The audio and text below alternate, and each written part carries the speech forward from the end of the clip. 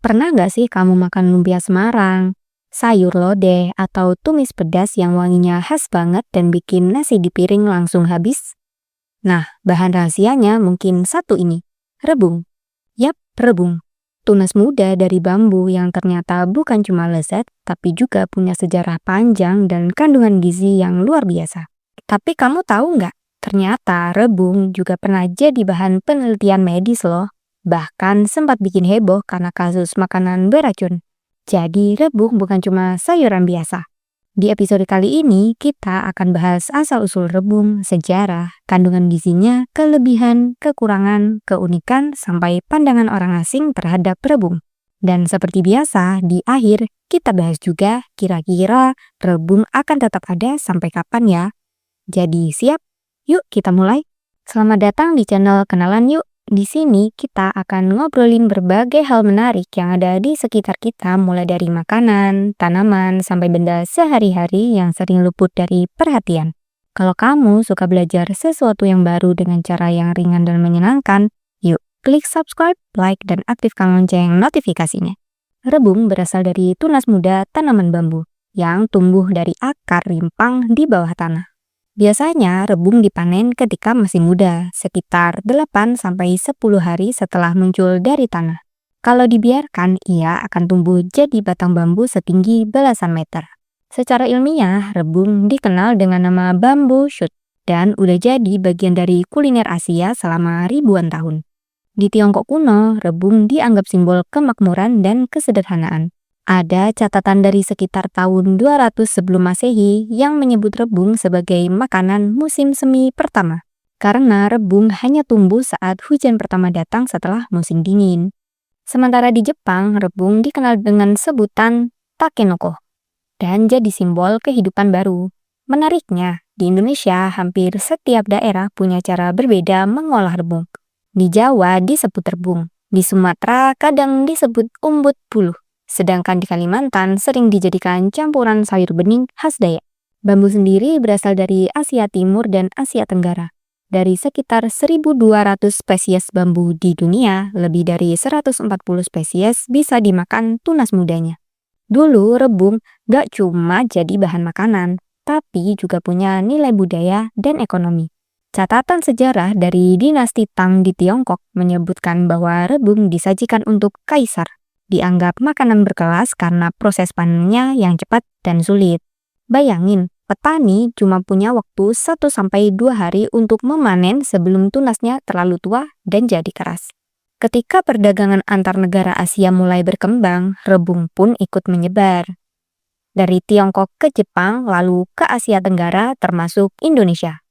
Di masa kolonial Belanda, rebung juga diekspor dalam bentuk kalengan ke Eropa. Tapi lucunya, banyak orang barat waktu itu menganggap rebung punya aroma aneh, mirip tanah basah.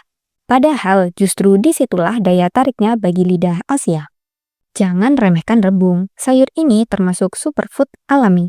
Dari 100 gram rebung segar terkandung sekitar 2,6 gram serat, 1,5 gram protein, 13 kalori saja, vitamin B6, kalium, dan antioksidan polifenol. Kandungan seratnya bikin rebung bagus untuk pencernaan dan menurunkan kolesterol. Penelitian di India menunjukkan konsumsi rebung secara rutin bisa menurunkan kadar lemak jahat atau LDL hingga 11% dalam 6 minggu.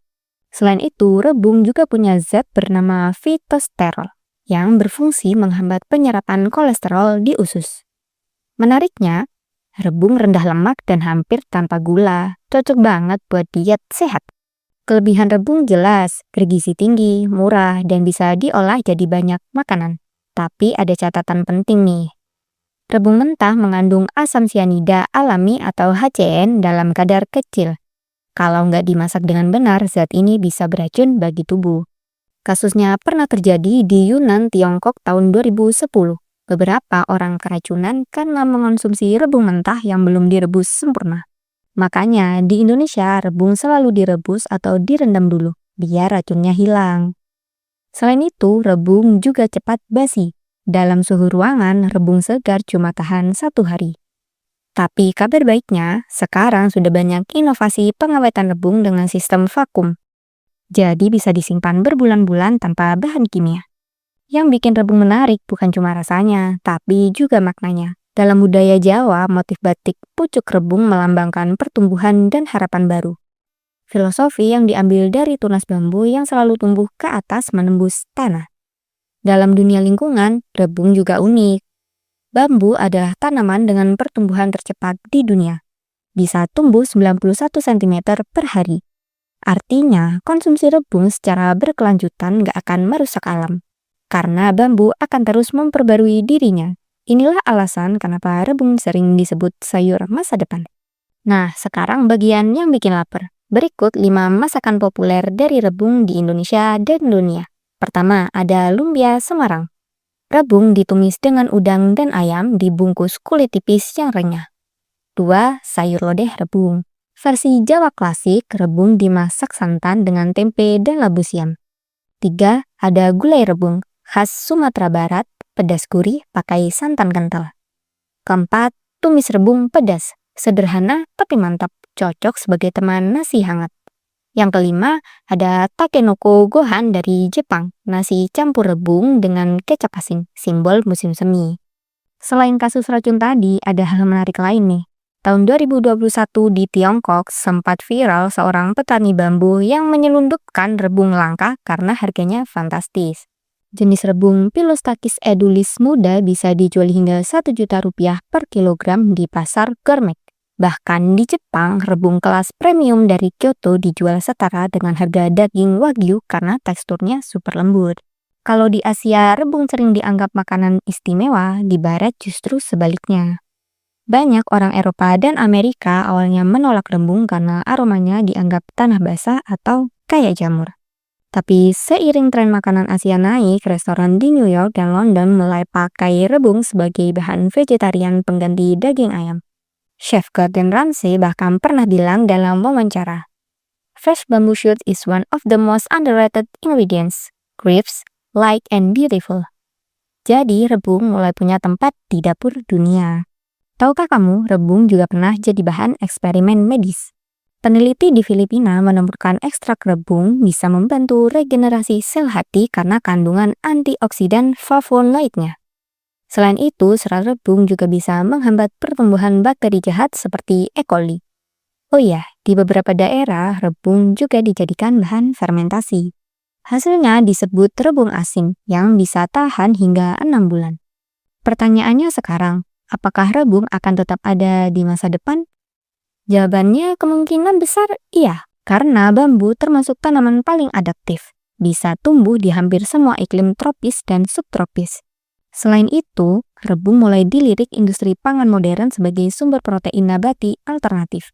Bahkan ada startup di Korea Selatan yang sedang mengembangkan bamboo shoot flour, tepung dari rebung kering yang bisa dipakai untuk mie atau roti sehat. Dengan populasi dunia yang terus naik, rebung bisa jadi penyelamat di masa depan, bergizi, cepat tumbuh, dan ramah lingkungan. Dari tunas bambu kecil di tanah sampai jadi makanan istimewa di meja makan, rebung membuktikan satu hal. Hal sederhana bisa menyimpan kisah luar biasa. Rebung bukan cuma soal rasa, tapi juga tentang filosofi kehidupan, ketahanan alam, dan inovasi masa depan. Selama manusia masih butuh makanan sehat, alami, dan lestari, rebung akan terus tumbuh menembus waktu dan generasi. Jadi lain kali saat kamu makan lumpia atau sayur rebung, ingat ya, kamu sedang menikmati salah satu karunia alam yang paling tangguh dan bijaksana di dunia. Kalau menurut kalian, selain rebung, hal sederhana apa yang sering bikin penasaran tapi jarang dibahas? Tulis di kolom komentar ya. Siapa tahu bisa kita angkat di pembahasan berikutnya. Kalau ada hal-hal yang perlu ditambahkan, silahkan tulis juga di komentar. Maaf kalau ada kesalahan dalam penyampaian, karena channel ini juga masih terus belajar bareng kalian.